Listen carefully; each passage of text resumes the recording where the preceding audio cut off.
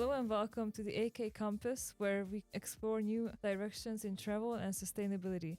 I'm Carolina Tsako, communications and sustainability expert with a decade's experience living abroad and an insatiable passion for discovering new places. I'm joined by Agnes Gardoni, an accomplished journalist who regularly explores the intersections of travel and sustainability. On this show, we uncover inspiring stories from around the globe and bring you honest, insightful conversations on travel, sustainability, and current events, always with a non-political, open-minded approach. We welcome individuals and experts from all backgrounds to share their experiences about journeying and living beyond borders. Our sponsor is the Sweet Home Studio. Their services help us make this podcast possible. Their mission is to bring important social topics to Hungarian audiences. They also give new podcasters a special price to support more valuable content. They are based in Budapest, offering full technological support and a great space to make podcasts. We would like to take this opportunity to thank them for supporting our work. Today, we would like to introduce Zsolt Szalóci, who is the founder and CEO of the Cassandra program and the Cassie solution. And we're going to discuss sustainability and sustainability-related risks in a very holistic way. So thank you, Zsolt, for coming to join our podcast. Thanks for the invitation and welcome to all the listeners. Could you start by telling us a bit about yourself? Sure. I'm one of the lead developers of the Cassie methodology, which is a strategic framework for helping organizations adapt to what we call the polycrisis era. My background is in system thinking, sustainability transitions, and adaptive organizational strategy. As Carolina already mentioned, I am a co-founder and the CEO of Cassie PLC, which is a consulting firm that aims to support companies, communities, and public institutions as they face accelerating interlinked crises, from climate change to resource scarcity, geopolitical instability, economic fragmentation, energy dependence, and much more. What excites me the most is helping organizations not just react, but rethink their assumptions about resilience, success, and long-term viability. We are in Budapest, Hungary, but are your company, focusing on Hungary only, or you accept inquiries from abroad as well? Well, the methodology what we have introduced and developed is suitable for any company in any part of the world. So our intention is to go abroad. However, we are just operating at the moment in Hungary, but my colleague is at the moment in Ireland and start to build up our activities there. Your work focuses a lot on a polycrisis. What does polycrisis mean for companies in today's world? A polycrisis refers to a situation where multiple crises, environmental, economic, and social, are not that only happening simultaneously, but are also interacting with and amplifying each other. For companies, this means we are no longer in a world where isolated risk management or ESG checklists are enough. Instead of solving problems, businesses are now operating in conditions of continuous disruption. Think of it as moving from risk management to uncertainty navigation. The polycrisis requires organizations to abandon the idea of returning to normal and instead build adaptive capacity, learning how to make decisions under complexity, how to let go of outdated models, and how to act without full information. What are the main points of your methodology? Well, main points are that the situation which is hard to manage because of the complexity, and it's hard to plan, hard to make action plan which are containing sure actions which would lead or have to be lead somewhere directly. Because of all the uncertainties, they have to be ready to a continuous adaptation. Now, what it means in an organization, first of all, they have to be open this issue to the whole company, because leaders and managers are usually have to be they are sure of everything, they know everything, they have to be sure of themselves to show to others that they are able to lead. But in this uncertain world, this is very hard to do. So have to open the problem to everybody within the company and talk about this situation openly, and let everybody involve into this problem to manage, try to manage or try to deal with these uncertainties continuously. And short, how is this methodology that you develop more reliable or better than other sustainability oriented methodologies? It Okay. seems like you're talking about a very holistic, complex, and inclusive methodology, which Mm. is an idea that I really like as a person also working in environmental science. Well, the name Cassie, which is a nickname for Cassandra, while it's coming from Collapse Adaptation Support System Enterprise Edition. And the name Cassandra is quite symbolic. In mythology, Cassandra was someone who could foresee the future but wasn't believed. We use that metaphor intentionally. Many of the risks we now face were predictable but ignored earlier. And we are now facing, a situation which we could have ourselves be prepared, but we didn't. And now we face a more dangerous situation that it should have been faced earlier. So the CASE methodology is structured in 5 adaptive levels, from awareness to transformation.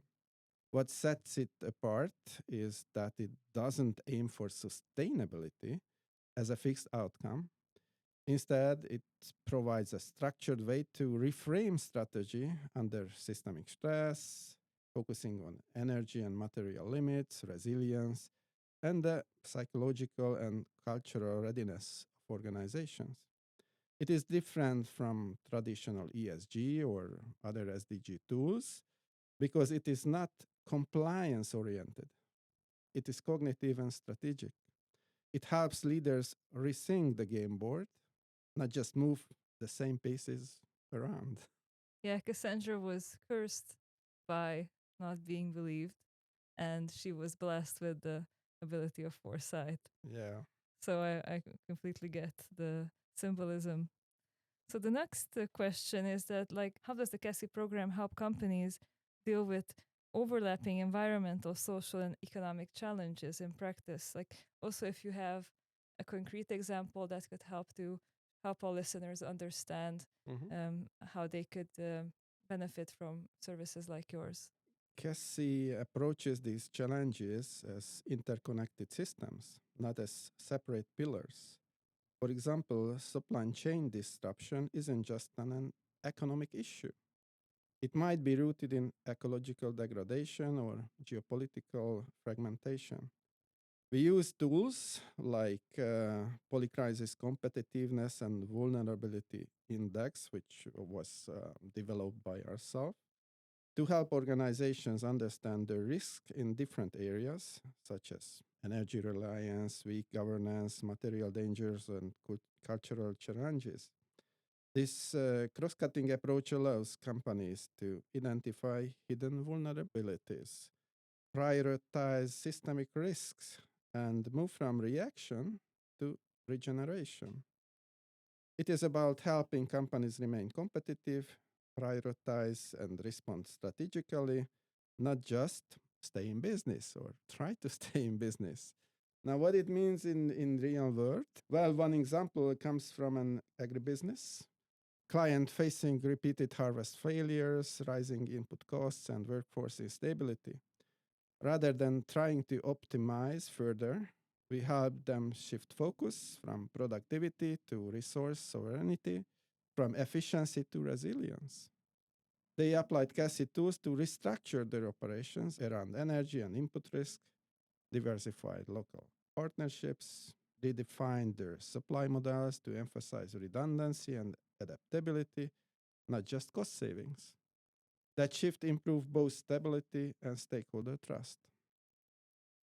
What caught my attention, what you said about company CEOs and heads of companies, how hard it is to to get into their minds, and not into just the CEO's minds, but all the employees of the companies, that they come to accept what you want to say, Yeah. and why you want to say it. Well, it's very hard to get into CEOs' minds because they are, as the world around us, going to be harder and harder in a way because of all these scarcities and interlinked crises. The managers are facing real day-to-day issues and problems which they have to deal with every day, and they hard to focus for strategic issues or looking a little bit more ahead. Now we are looking for those ones which are ready to give up this daily micromanagement issues, and ready to little bit foresee what's ahead of us, and try to adapt to not just what is the situation right now, but what is coming in the next years, which is unfortunately how we foresee is going to worse and worse because of all the limitations we have, or those issues, which is very hard to tell in details in a very short period of times. Now managers are are have limited times, and they are always want to understand something very quickly.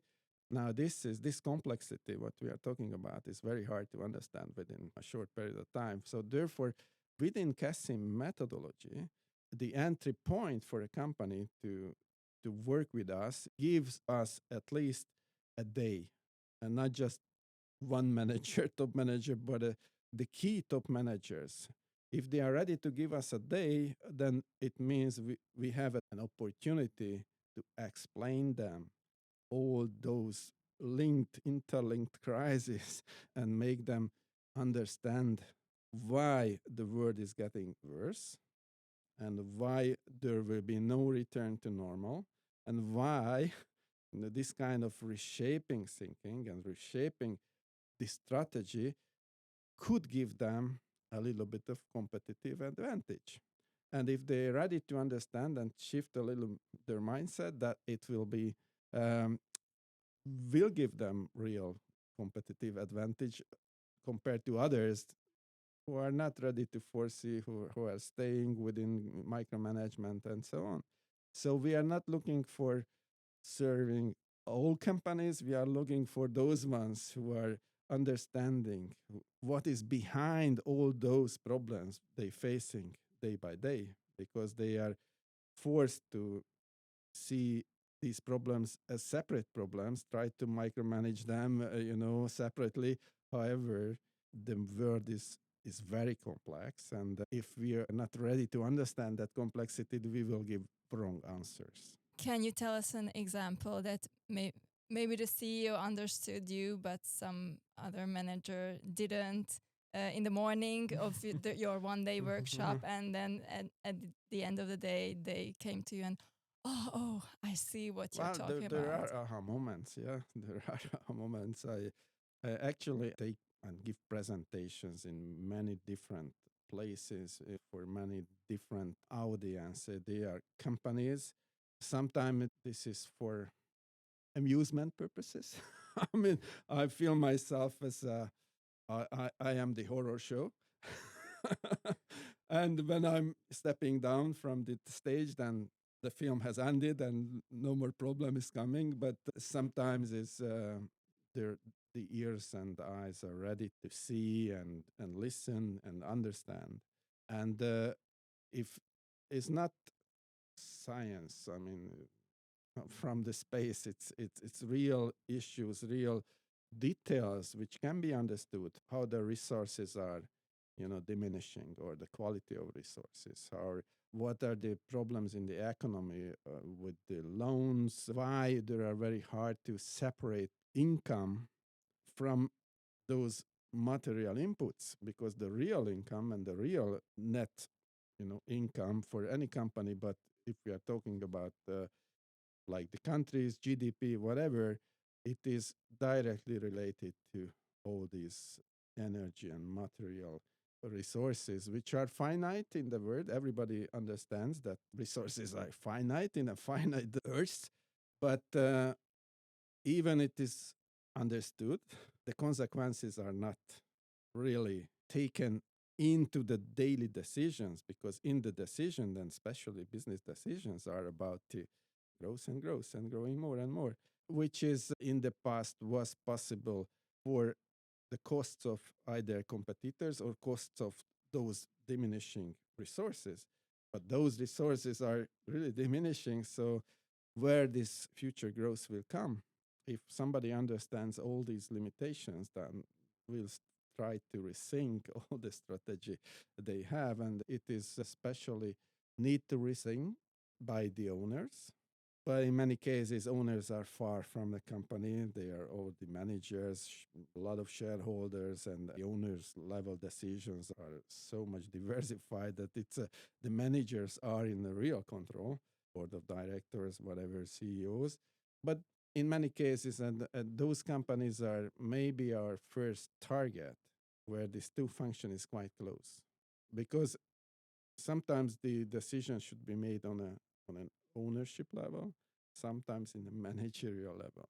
And if they are contradicted, then it's hard to manage a structural change through the company. Yes, I feel that by talking to people that they don't really understand necessarily that the renewable resources are also running out. Yeah. I think it's easier to understand for them that oil will be running out, gas will be running out, and some others. But that a 50-year-old tree is a 50-year-old tree. If you want one from 1 year from now, you still need someone who has been growing growing it for 50 years. I don't think they really understand that yet. Well, they don't. And they don't think it's their problem. But ultimately, everything we do in the economy starts with our resources. We know that we overuse them. That's we celebrate each year this overconsumption day or Overshoot day. overshoot day Yeah. we call, which is different by country, but on a world level is we are, as it is measured by the relevant organizations, they say that we consume 1.75 earths each year. Now, how is it possible? It is only possible that we are consuming the base, not just the renewable part, which renews year by year, but we are destroying the base, the equity of the natural resources. We are cutting out trees and forests, cutting out Amazon, and we overuse earth and soil, and they are not productive anymore. That therefore we need to apply more energy to them. We apply more. It gets more expensive to extract them basically because Yeah, they're harder to reach. yeah. So the world became more and more expensive on one side, and because there is no free meal anymore, therefore the demand side is decreasing. So cost side increasing, demand side decreasing. So where does it lead to? Yeah. It leads to serious problems. Yes, I think we can all agree on that. And what would be one or the main pieces of advice that you would give to businesses looking to build a resilience right now? And Mhm. also, how can they reach you and reach the program if they are interested? We have web pages where we are just search for Cassandra program, and you will find it. However, the web page related to this Cassie solution for businesses is just under reconstruction. So, but there is an old one is available that's also relevant, but there are contact forms there. But soon, probably by the time this show will be on air, maybe it will be renewed, but certainly we plan to be renewed by early next year. So this is one thing. We can be reached through this internet related tools, but also we are moving around, giving a lot of presentations. Just as I said, luckily more and more organizations or chambers and some kind of industrial sectors organizations, when they organize a conference, they invite us to tell these midterm or longer term consequences of polycrisis. So there is an interest. It's very good. I was just organized today a presentation for investors in the property management firms. Those are building and selling properties.